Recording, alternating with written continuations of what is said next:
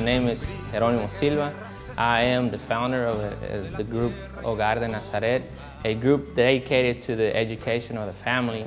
And in this series, we would like to share to you five different series on different issues on the family. First, we're going to talk about the faith.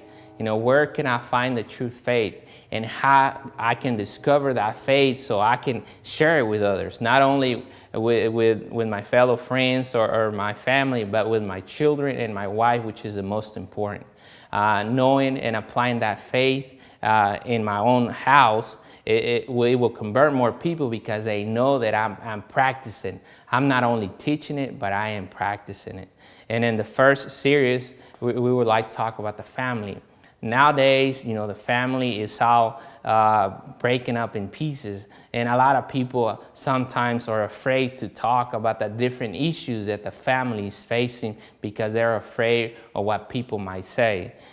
In the family, we're bombarded with different ideas, different ways of living that a lot of us, whenever we're trying to stay with something that does work, that our parents had taught us, that our grandparents had taught us because they were successful at doing what they were doing, and we're trying to apply it to our faith nowadays, and sometimes it's hard because we see the way other people is living, and we're like, we might missing something. So in this series, we're going to talk about how we can share that faith that God taught His apostles, that they're still alive today.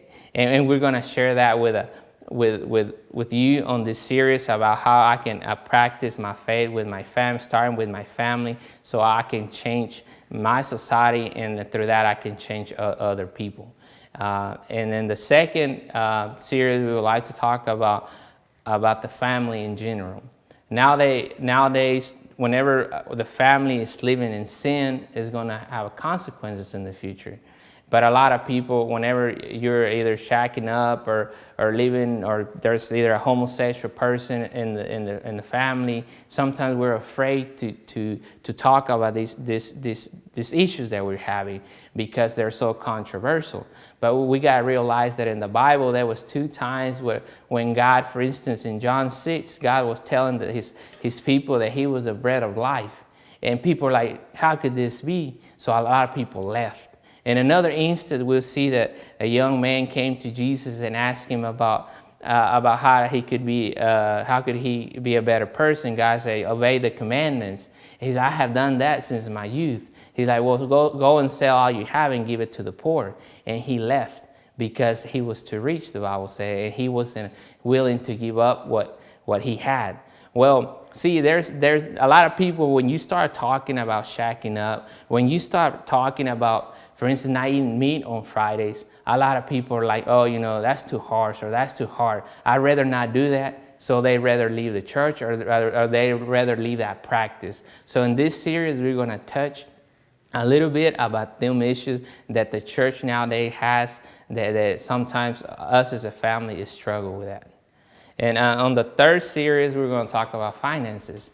How can I manage my finances so I can first, relieve all the stress that not being organized I can bring to myself. And by that, I can, I'm going to have problems not only with my wife and my kids. A lot of divorces that we have, we know that are due to the finances, but a lot of people don't understand that. A lot of people are going to tell you that money is the root of all evil, but the Bible clearly says that the love of money is the root of all evil. So during this, we're gonna talk about how we can manage our finances. That way, we can spend more time with our wife and with our kids, and we'll be able to help other people. And in the next one, we're gonna talk about the love for their children. A lot of people nowadays, they're outside sharing with other people, being friendly, buying lunch with their friends, but yet whenever we come to the house, we're completely the opposite. How can we share that love that God has given me with my children because they're my children? And I should be practicing that in the house, because if one day something happens, my family side is going to be there for me. My friends, they're going to leave me. So how are we going to share that love with my children and with my wife? So we're going to talk about how that can be possible and how we can practice that in our home. And then the final one, and the last one, we're going to talk about how to be apostolic.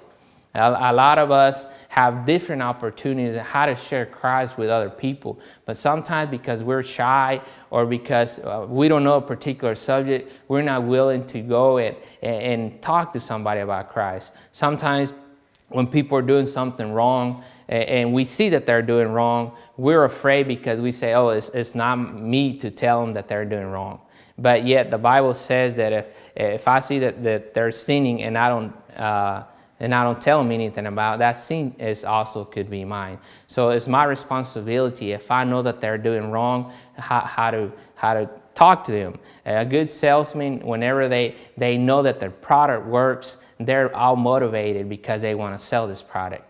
If we know if their faith is a true faith and we want to share it with somebody else, we got to be motivated and we got to be willing to take that extra step to share that faith, to convince people that Jesus Christ is the Lord. Thank you and God bless you.